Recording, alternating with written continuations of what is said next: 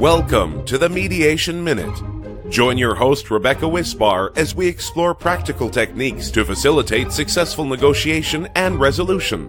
The Mediation Minute starts now. Welcome to the Mediation Minute. We have two returning guests today. Thank you very much for being with us. We have Professor Paul Breaux. Welcome. Thank you.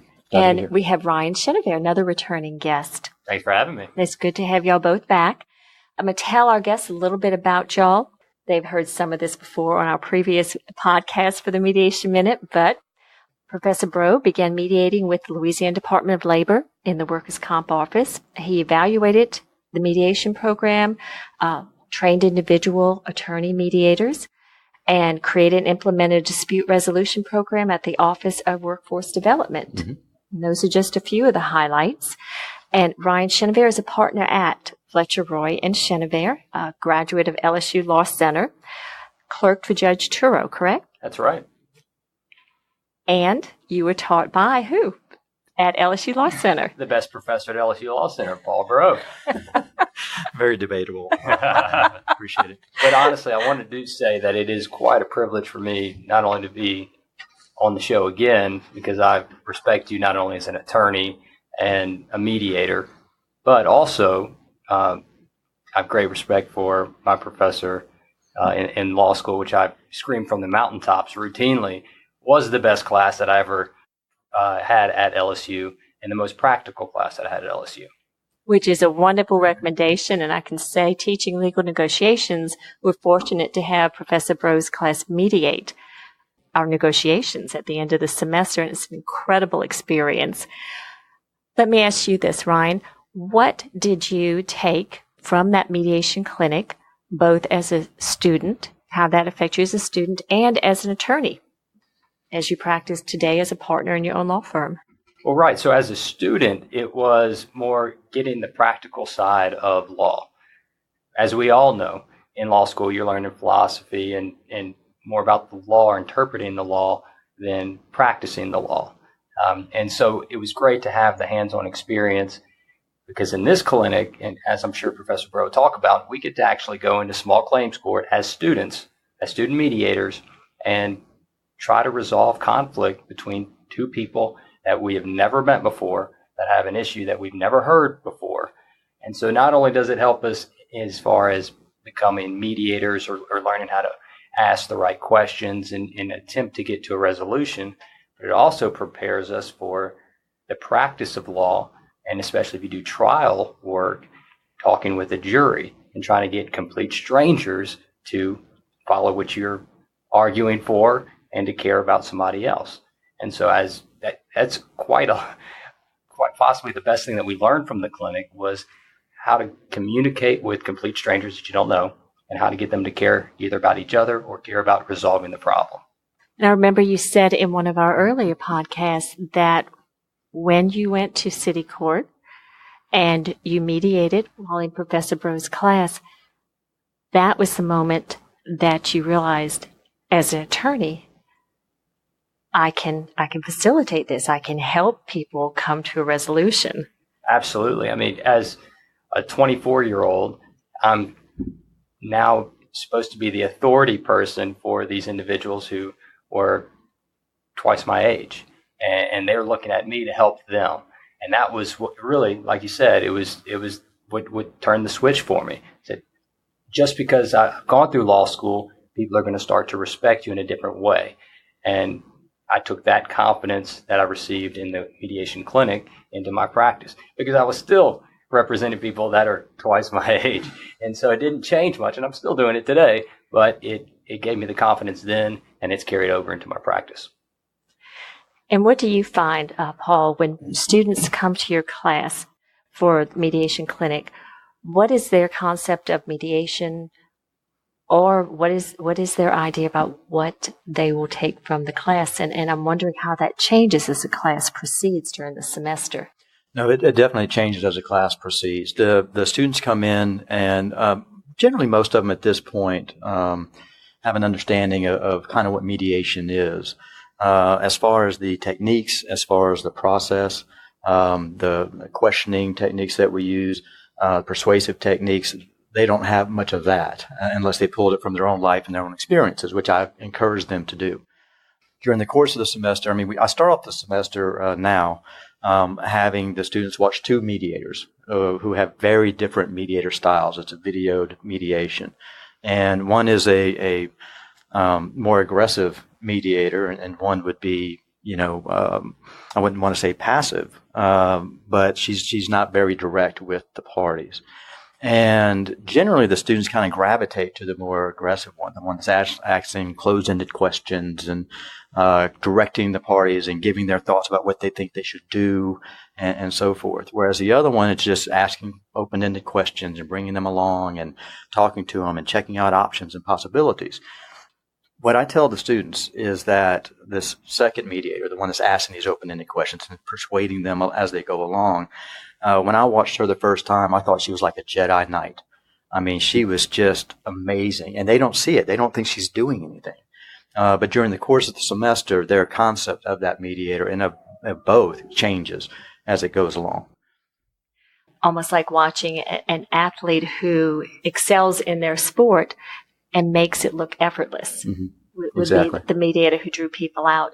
And I'm sure that because I've talked to some of your students, and we have a former student here. I mean, Ryan, were you surprised to learn that mediation skills was not so much directing someone and telling them what to do, but rather helping them to come to their own conclusion? Yeah, I mean, as a student going into the clinic, I honestly had no idea what I would learn because I thought I knew what a mediator does, right? And the little clinic that we did before the clinic was very eye-opening. And I remember seeing those clips that you're talking about. And the reason why I think the students gravitate towards the one that's more aggressive is because we're in that instant gratification generation, right? I mean, we see a television show that starts from accepting a client to finishing a trial in 30 minutes. And so when we see this guy asking these questions and he's coming up with the resolution for the parties, we say, oh, that's how it's done, right? There's already an end in mind. Whereas we learn that the only way that everybody's going to be happy, if that's a possibility, is if the two parties that are participating in the mediation and not the mediator come to the resolution. Of course, everyone can be happy, Ryan. That's the point of mediation. I always like to say what they can live with, coming up with some sort of agreement that they can live with, because generally they're not going to get everything they want. And so I kind of tend to focus the students on that. And to follow up on Ryan's point, the students, have to come to an understanding that, they don't know what's right for these parties. And I don't know what's right for them. And, in law school, especially in trial ad and these things, they're always taught you never ask a question to a witness that you don't know the answer to. And in mediation, those are the questions that we live by. And that's what I train them with. I don't know what the answer is. These open-ended questions, tell me more about. Can you give me your thoughts on this? I mean, these are the ones we don't know where the solution is going to come from at some point. But that's where you got to be really attentive, really an active listener and getting those clues in as they're speaking. And sometimes the parties that come to mediate, they don't know what their answers are going to be. No, they don't. They haven't thought about that question. I remember a succession mediation that I was mediating, and what the attorney for one of the parties told me later is what turned the tide for his client is one of the questions I asked that made her realize that this was all about she felt hurt. That was the issue, is she felt hurt because she had known, of course, in a succession, she had known the other party for a long time. And that was a revelation for her. And we run into that at small claims court all the time. People with hard feelings, they tend to demonize the other person involved, that this dispute's been going on, for some time, and they think badly of them. So we try to separate the action from the intent. People will act in a certain way, and the other side will think, well, that means that they're out trying to get me. And so they'll just go along with that narrative. And if you can sit them down and just have them talk to each other, and I encourage that as much as anything. If I can sit back and two parties are starting to have a conversation, then I'll just let them talk. I don't interject, and just let them have that out. And it's happened so many times at those cases down there where, you have that aha moment. You have that hug at the end of a mediation, and those are just the best things to be involved with. Right, that's the best ending, and it's good for everybody. Yeah. And of course, you also have the ones where they just leave and they're just as pissed off as when they came in, but they're happy to be done with it, right? And they have the mediator to be angry at too, because wash their hands and move forward with life. So, Ryan, I like that thought about instant gratification. Very legitimate point, and I noticed too it becomes increasingly so because of texting. I've noticed a lot of the professionalism and ethics cases, where most people end up getting in trouble, is they get angry and they text something or they email something they would never have done if they had to sit back and think about it. But they do it because they just get it off their chest right there. Oh, yeah, that's horrifying to even think about, because, and it's a conscious thing. And that, quite honestly, that's not taught in law school enough. But one of those things, write the email to yourself, get it all out there, push the send button, it's just going to you, so it's fine, and just so you have it off your chest. That's a great way to deal with that. But texting with a client or somebody else, absolutely, you need to be careful about.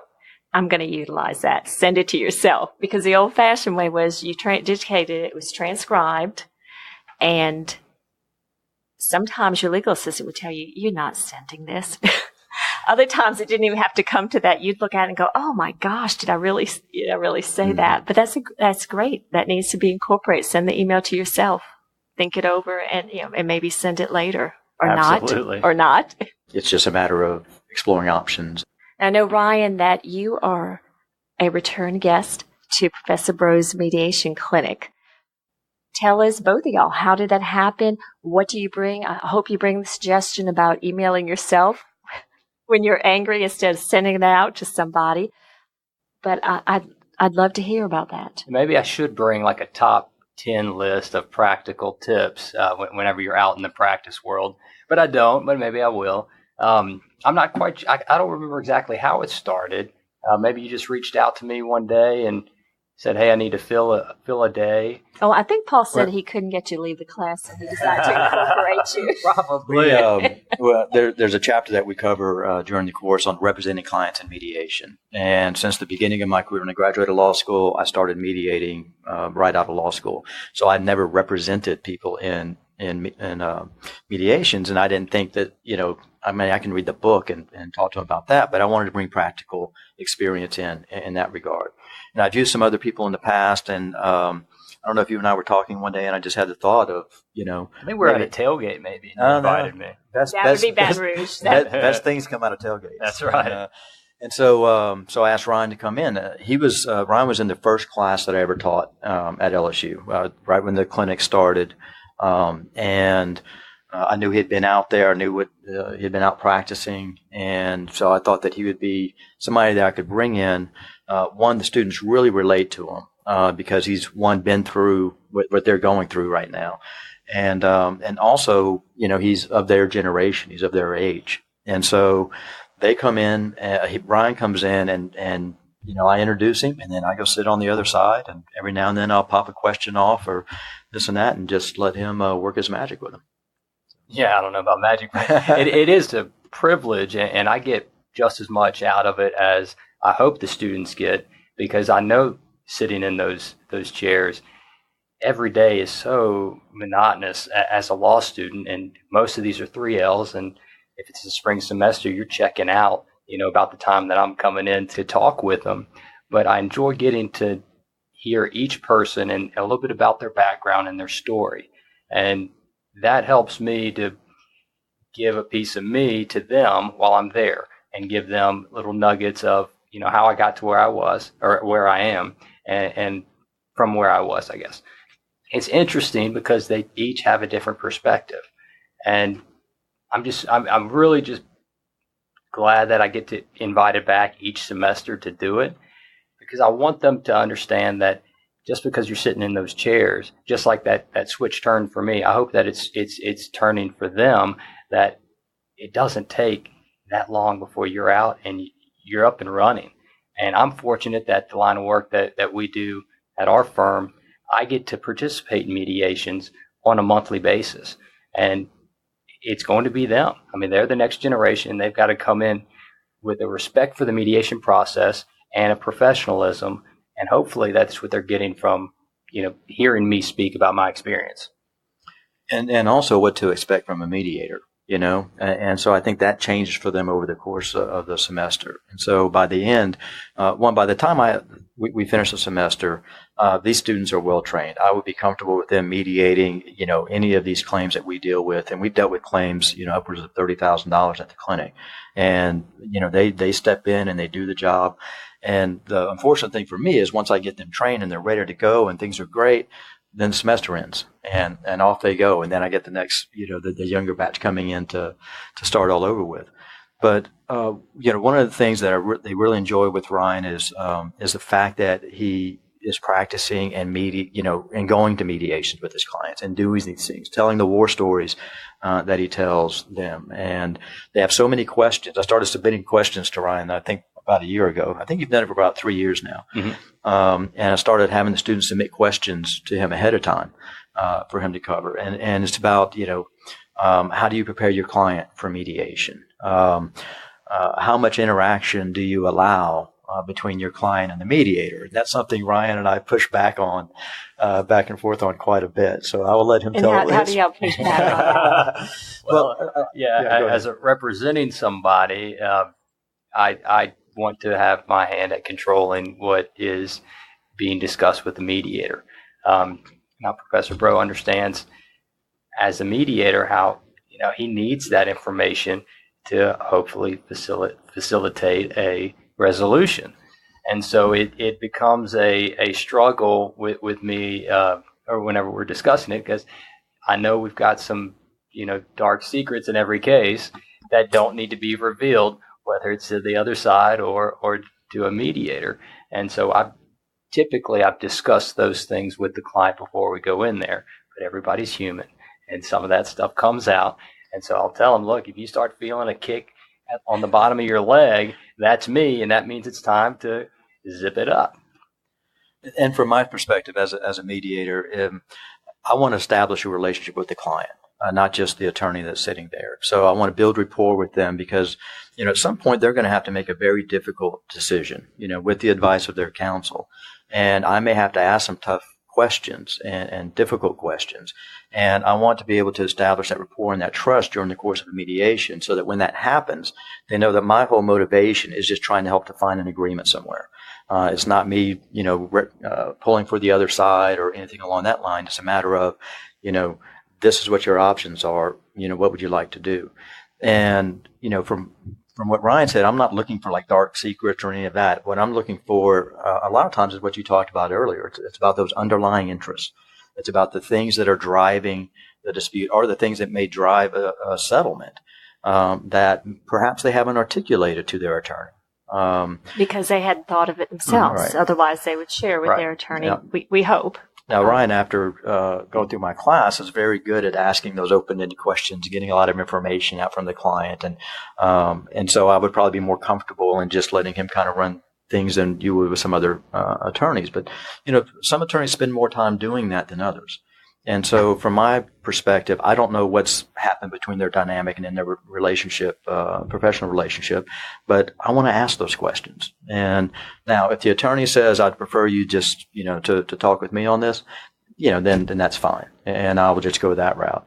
I think Ryan's comfortable asking about kids or the weather or, Yeah, and I don't think I've ever had a situation where I've stepped in and said, look, I'd rather you just speak with me and not the client. The technique that I would use is as if a question is being asked that I do not want answered, or I think the response is going to be something that I don't want, I just step in and start answering it. However, I see fit. While kicking your client. Yeah, exactly. But I mean, that rarely happens. And once, I'm going to interrupt you, and that may not be podcast etiquette, but I've had the privilege of mediating with you before, and your clients are well prepared. You've done that extraordinary job of making them relax coming into a new situation. So that being said, I can't imagine you've ever really had to kick a client under the table because you have them prepared and relaxed and they're ready. They're ready to get the most out of the mediation. And that's a great job. And I'm sure part of that, let's say all of it came from your class, Paul. You want to say that? Or we can say it came a lot to the class.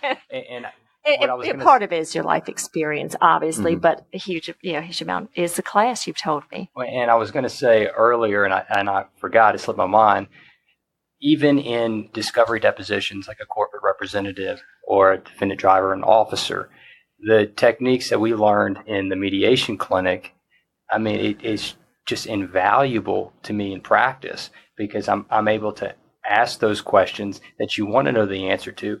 And at some point, you got to be brave enough to ask those questions and be able to receive those answers.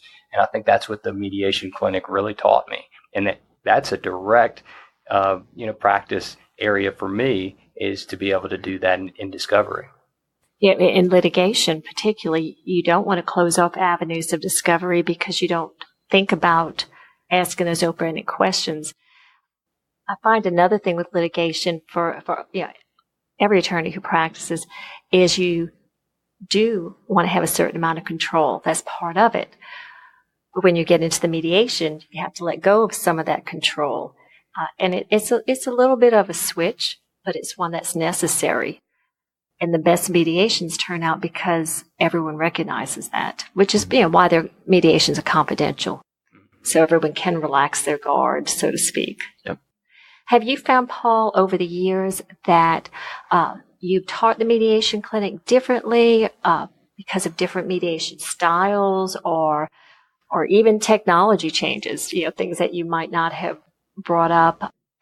I know I often hand out something at mediation that the attorneys seem to appreciate, and it's the picture of a mug that says, don't confuse your Google search with my law degree. So, what things have changed over the years because you have been mediating for a long time? What's changed in mediation or changed with the clinic? Both. In mediation, I started in 1992, and the first training I got was from Josh Stuhlberg and Leela Love, who are nationally known trainers and professors. And the whole model was the facilitative model.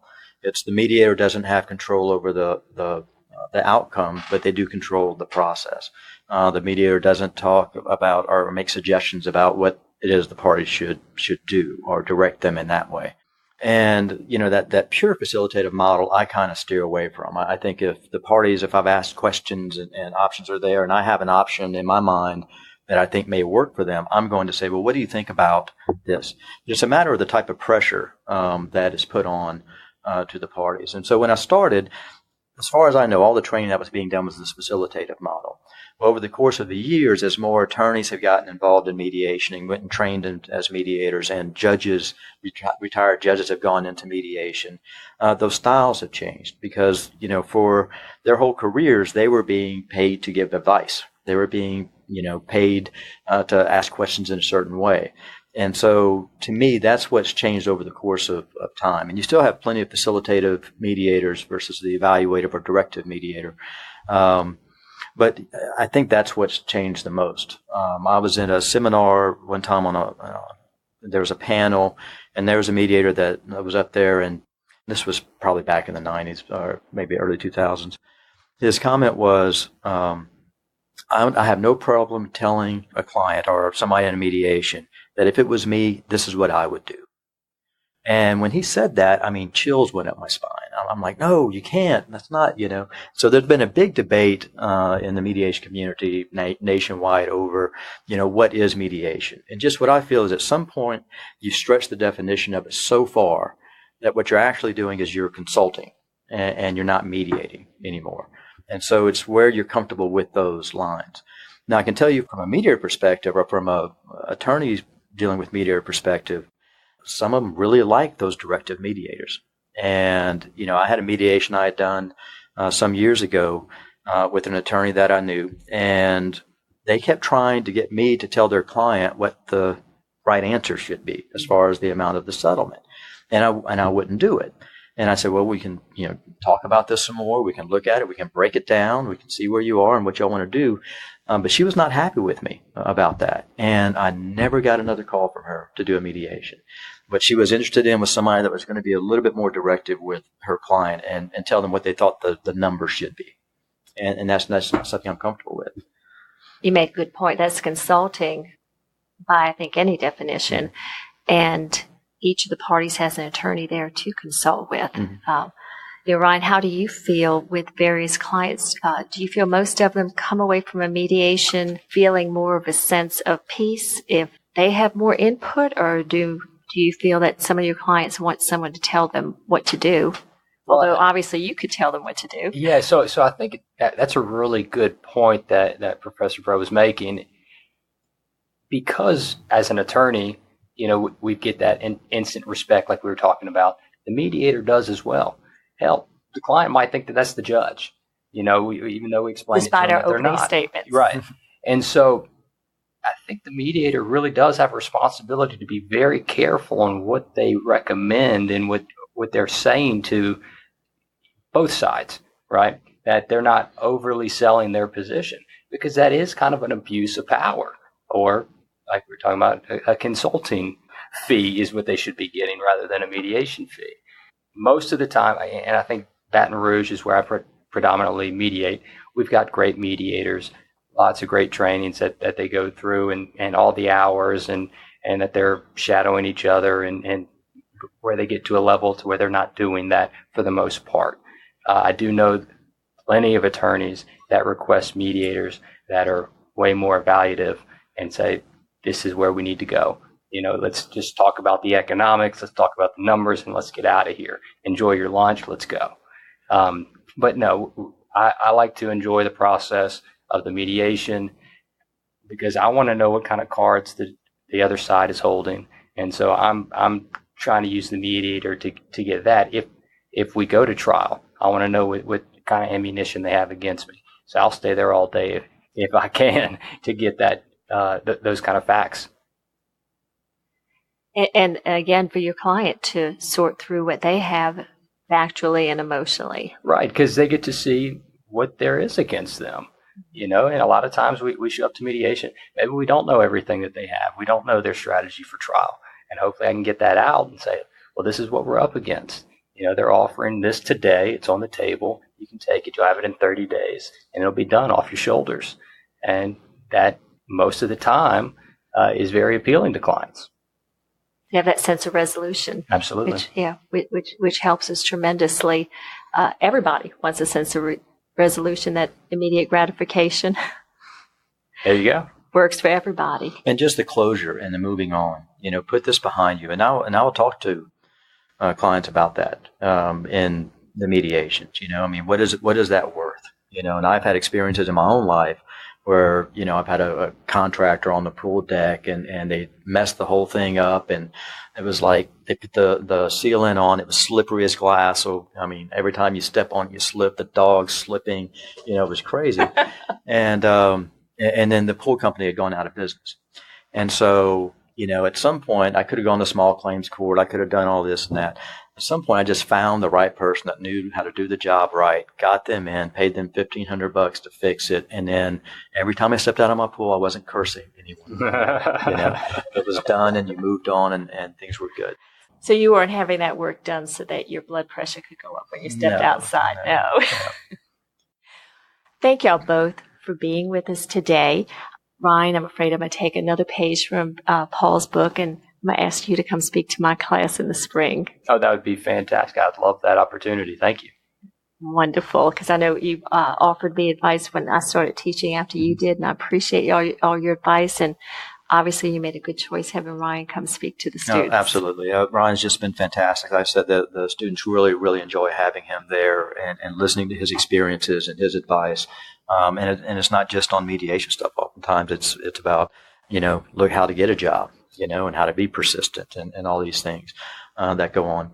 And I appreciate the collaboration that we had with your legal negotiation class in Great Bowden's. I thought it was fantastic for the students, and I know we're going to repeat it again this year. Absolutely. I think it's a wonderful experience for everybody. Yep. Before we go, Paul, for anyone who's listening who has a small claims proceeding, how can they ask for mediation? Well, I know that a lot of times, lawyers will have clients that come in that do have these small type of cases. We've handled everything up to $20,000 to $30,000 contractor cases that we've done at the clinic. And we're always looking for more cases for the students to mediate. And so they could contact me by email at pbro@lsu.edu. And I'll get back to them as soon as possible, let them know about our program. We make arrangements to have the mediation at a convenient time for all parties involved. We'll contact the other side. But we really do want to get more cases into the clinic and doing that. So please feel free to give me an email and we'll respond back. Wonderful. And Ryan, I'm going to comment. I check your blog, your videos, Letcheroy and Chenevert. And you have a lot of information that can help people, whether they're in an accident or have something else interrupt their life. Yeah, absolutely. And if any questions, you can reach me on my cell phone, 225-939-8549. Call the office, 888-8000. Or if you need my email, I encourage you to go check out the other podcast that I was on where I gave the email. I would like the listeners to know that if they do have these sorts of small claims type cases, anything up to probably $20,000, $30,000 as well, that they could come to the clinic and we can help them mediate those at no cost. Thank you both. Rebecca Wisbar is an attorney and mediator in Baton Rouge, Louisiana.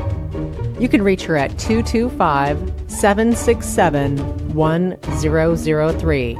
That's 225-767-1003. Thank you for listening to the Mediation Minute. Visit themediationminute.com for more information. Produced by Catherine O'Brien and Branch Out Programs, branchoutprograms.com. Join us next week for the next edition of The Mediation Minute. This podcast is for informational purposes only and does not provide legal advice.